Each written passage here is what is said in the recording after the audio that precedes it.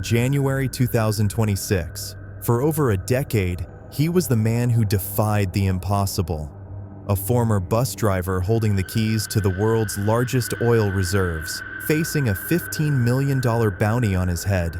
But as the new year dawned, the walls finally closed in.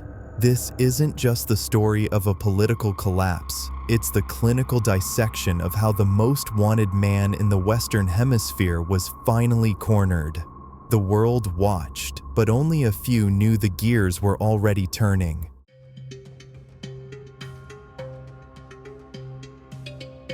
To understand January 2026, we have to look back at the 2020 indictment. The U.S. Department of Justice didn't just label him a dictator, they labeled him a narco-terrorist. For years, the Cartel of the Suns operated in the shadows, moving white powder like a state-run enterprise. But a bounty is a ticking clock. It's not a matter of if someone talks. It's a matter of when the price becomes high enough for his inner circle to stop being loyal and start being business-minded.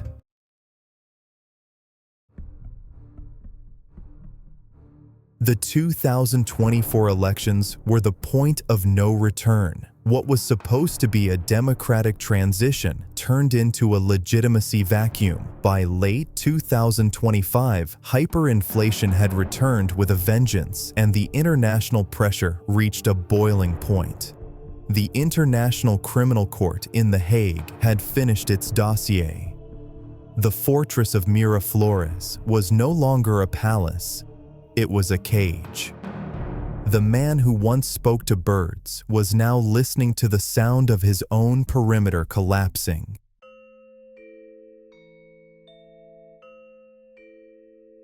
How do you capture a head of state?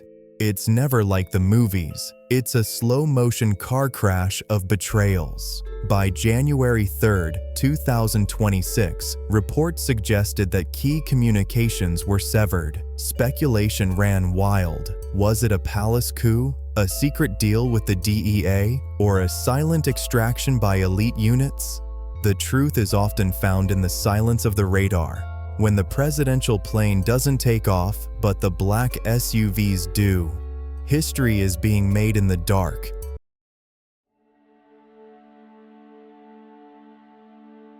As news of the capture hit the wires, the world held its breath. For the victims of the regime, it was a moment of catharsis. For the global powers, a diplomatic nightmare. The question now moves from the streets of Caracas to the courtrooms of the world. Can a system built on decades of corruption be dismantled by removing a single man? Or is this just the beginning of a much larger and much more dangerous power vacuum?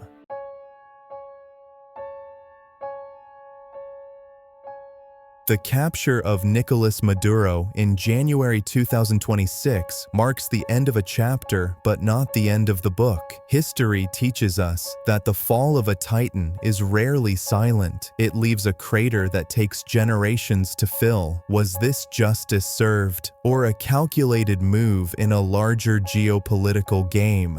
Only time will tell. If you found this deep dive valuable, hit the like button, subscribe to WTH, and share your thoughts in the comments. Is Venezuela finally free? Let's talk below.